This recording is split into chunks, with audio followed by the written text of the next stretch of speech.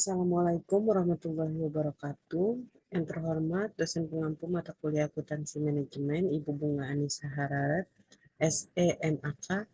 Saya Nurmawati dari kelas AK 401 akan mempresentasikan tugas ujian akhir semester genap 2023-2024 yang berjudul Direct Labor Cost dan Activity Based Costing. Lata Company memproduksi dua macam produk tas kerja, yakni tas kerja premium dengan brand Melatin Elegan dan tas kerja kualitas standar brand Melatin Vina. Berdasarkan data perusahaan, dua produk tersebut membutuhkan dua jenis aktivitas overhead, yakni setting peralatan dan pemrosesan dengan mesin. Berikut data ekspektasi produk Elegan dan Vina. Soal pertama, alokasikanlah cost overhead pada produk dengan rate berdasarkan direct labor cost, hitung total cost per unit. Untuk menghitung rate overhead cost per year, yakni 21.000 dibagi 12.000 sama dengan 1,75. Overhead cost rate Elegan, 21.000 dibagi 600 sama dengan 3,5 per jam. Overhead cost rate Vina 21.000 dibagi 600 sama dengan 3,5 per jam. Untuk menghitung biaya produksi total per unit, ada overhead cost Elegan dengan 1,75 dikali 9.000 sama dengan 15.750 dengan total biaya 3.000 direct material ditambah 9.000 direct labor ditambah 15.750 overhead akan menghasilkan 27.750. Untuk overhead cost Vina, yakni 100,75 dikali 3.000 sama dengan 5.250. Untuk total biaya dari 3.000 direct material ditambah 3.000 direct labor ditambah 5.250 overheadnya dapat menghasilkan 11.250. Cost per unit cost Elegan adalah 27.750 dibagi 3.000 sama dengan 9,25. Unit cost Vina dengan total unit cost Vina yakni didapatkan 11.250 dibagi 3.000 sama dengan 3,75.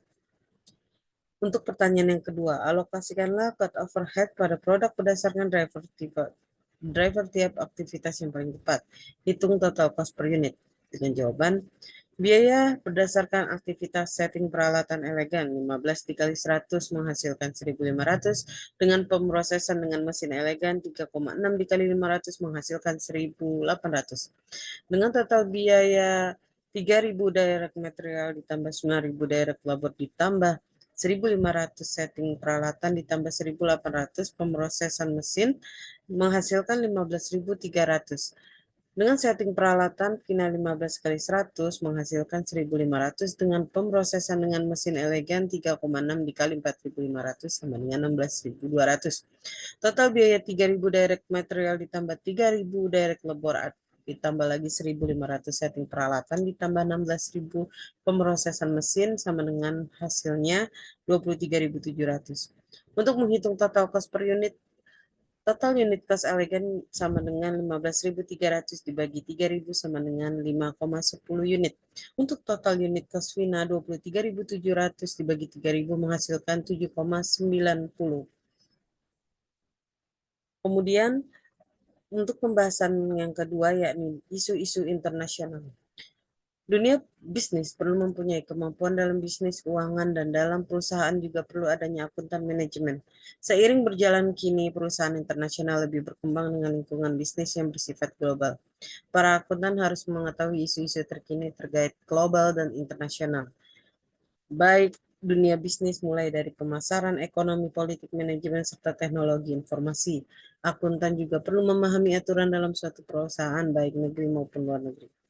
Akuntansi manajemen dalam lingkup bisnis internasional berfungsi sebagai pengelola informasi dari pusat pendapatan, biaya, dan laba yang ada di dalam perusahaan. Untuk mendapatkan akuntansi sebagai informasi perusahaan, akuntansi manajemen diharapkan tidak menyajikan informasi yang dibutuhkan, namun juga memberikan usulan tentang strategi apa yang harus dikembangkan oleh perusahaan untuk menyelesaikan masalah keuangan dan bisnis. Untuk memahami masalah terkait akuntansi global, Menurut Alim Budiono, yakni tuntunan akuntansi manajemen hendaknya turut berkembang dalam perkembangan dunia bisnis serta mendatangkan kemampuan mempertahankan realitas. Hal tersebut bertujuan agar mampu memberikan pemahaman mengenai peran penting perkembangan akuntansi manajemen dan bisnis internasional. Untuk itu, maka presentasi ini akan membahas definisi isu akuntansi internasional manajemen karena adanya pertukaran mata asing, desentralisasi, evaluasi kinerja anak perusahaan asing, dan etika dalam lingkungan bisnis internasional. Definisi akuntansi internasional yakni berkonsentrasi dari dua kata, yakni internasional dan akuntansi, di mana internasional ini didefinisikan sebagai melibatkan dua atau lebih negara kebangsaan, dan akuntansi didefinisikan sebagai proses pencatatan, analisis, dan pelaporan informasi keuangan yang dimaksimalkan nilai informasi yang dihasilkan. Akuntansi internasional hanyalah proses of providing useful financial information viewed in a multinational basis, menurut S. Laurage. Untuk Abel-Cowie, faktor lingkungan juga terdiri dari 4, yakni ekonomi global, sistem moneter internasional, perusahaan multinasional, dan untuk investasi asing langsung.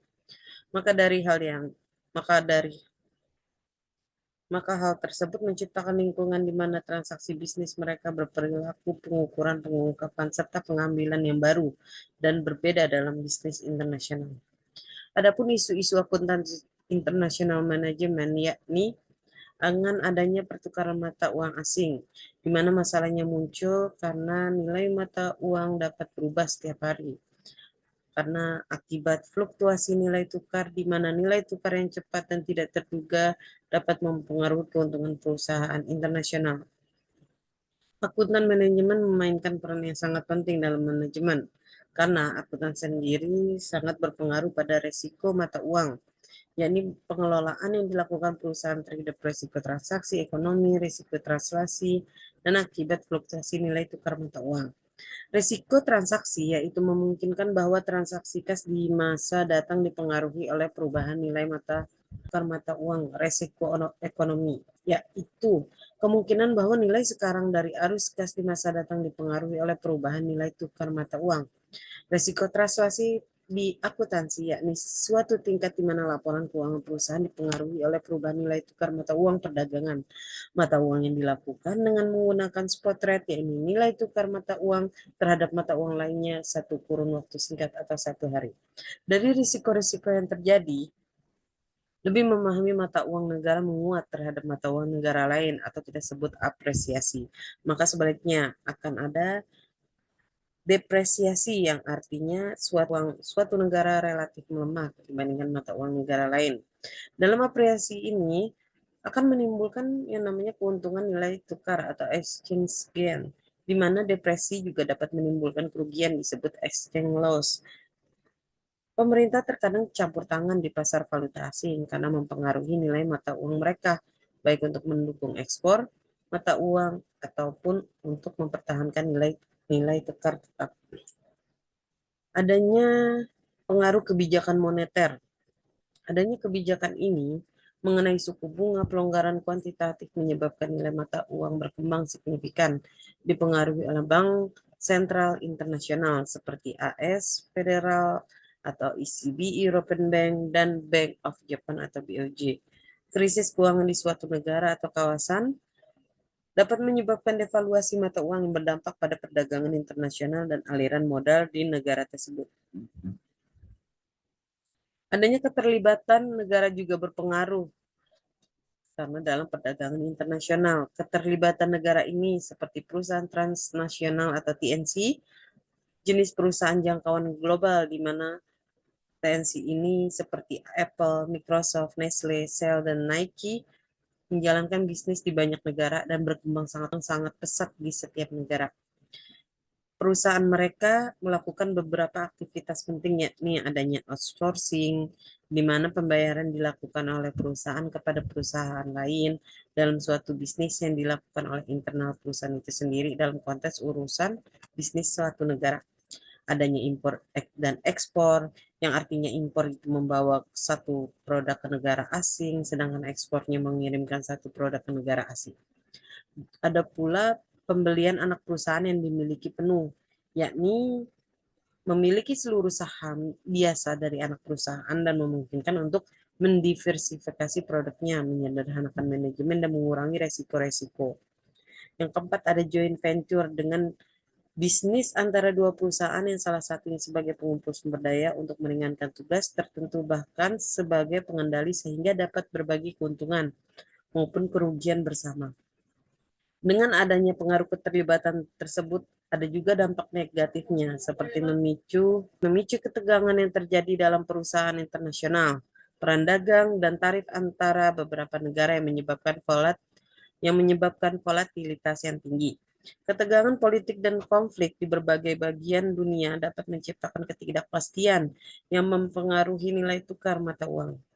Contohnya seperti Brexit, konflik di Timur Tengah, dan perubahan rezim politik di negara-negara berkembang.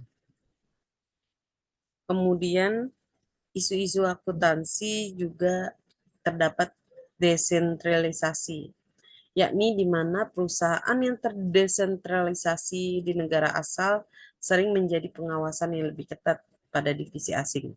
Setidaknya hingga mereka mendapatkan pengalaman yang banyak tentang operasional mereka di luar negeri, sebagaimana desentralisasi menawarkan unggulan-unggulan per divisi di negara asal.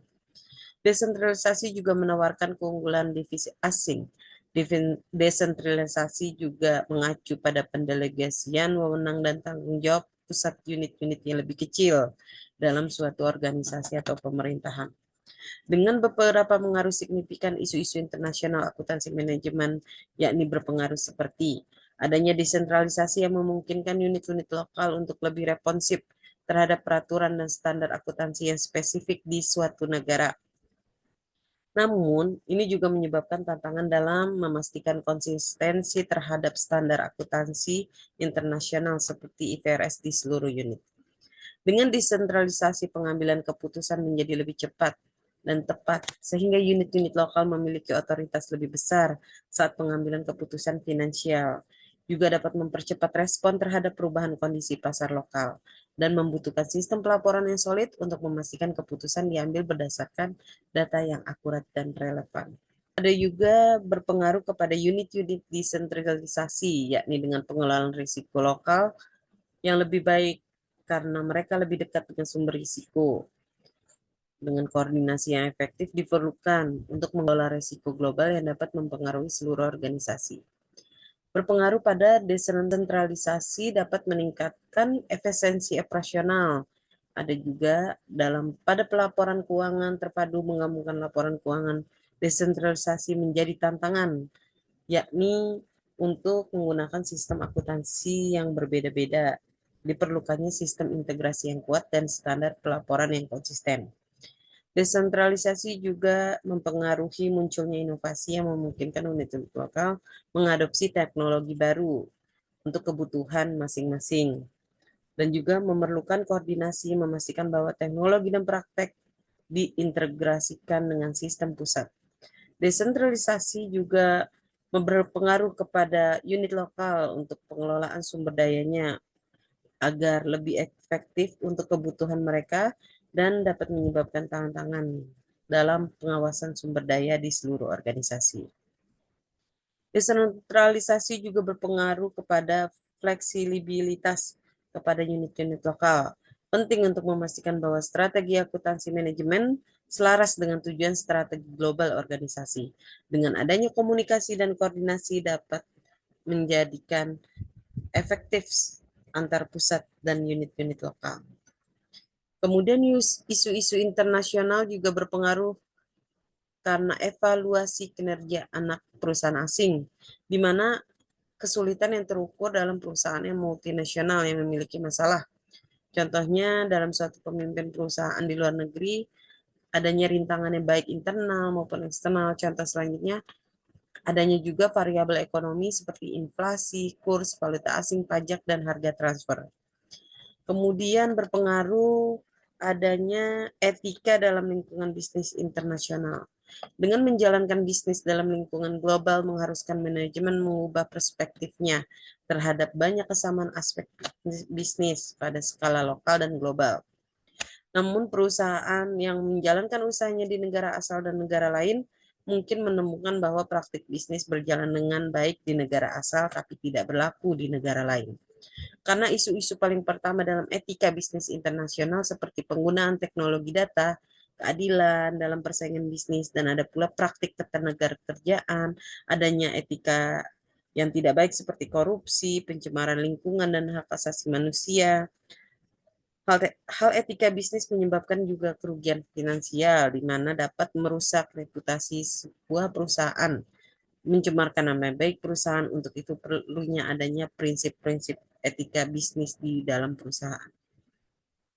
Untuk pembahasan tersebut berkesimpulan bahwa bisnis internasional akuntansi manajemen hendaknya mampu berkembang agar menghasilkan informasi yang tidak hanya berkaitan dengan biaya saja, namun juga perkembangan informasi yang bersifatnya non-keuangan, seperti ada kualitas produk, kualitas operasional manajemen, adanya efisiensi dan efektivitas operasional, dan lainnya. Peran akuntansi sendiri juga dapat menghasilkan informasi yang berkualitas, akan memberikan kemampuan bagi manajemen perusahaan untuk melakukan pengambilan keputusan yang baik, sehingga mampu membawa kedua perusahaan bertahan, bahkan unggul dalam persaingan usaha di lingkup bisnis internasional. Akuntansi manajemen dalam lingkup internasional juga berfungsi sebagai pengelola informasi dari pusat pendapatan, pusat biaya, pusat laba yang ada di perusahaan, dan menyebabkan akuntansi sebagai pusat informasi perusahaan. Akuntansi manajemen diharapkan tidak hanya menyajikan informasi yang dibutuhkan, namun juga mampu memberikan usulan tentang strategi yang harus dikembangkan oleh perusahaan agar dapat menyelesaikan masalah keuangan dan bisnis. Akuntansi manajemen dalam lingkup bisnis harus meningkatkan kemampuan dengan memahami aturan bisnis internasional guna memenuhi tuntutan untuk menangani masalah bisnis dan keuangan. Pemahaman akan aturan yang berbeda akan menghasilkan kemampuan untuk melakukan penyesuaian tentang strategi yang akan dikembangkan dalam angka menyelesaikan masalah bisnis dan keuangan. Dan yang lebih penting adalah membuat perusahaan terhindar dari pelanggaran aturan-aturan bisnis yang ditetapkan oleh pemerintah pada tiap negaranya masing-masing. Hal ini bertujuan agar mampu memberikan pemahaman mengenai peran penting apa saja perkembangan akuntansi manajemen dalam lingkup bisnis internasional dan bentuk perkembangan akuntansi manajemen dalam lingkup bisnis internasional. Hal ini menyebabkan akuntansi manajemen tetap mampu bertahan dan memberikan peran khususnya sebagai penyedia informasi yang dibutuhkan untuk dasar pengambilan keputusan yang tepat. Baik, cukup sekian penjelasan presentasi mengenai isu internasional dari saya. Kurang lebihnya mohon dimaafkan ya Bu. Wabillahi taufiq wal hidayah. Wassalamualaikum warahmatullahi wabarakatuh.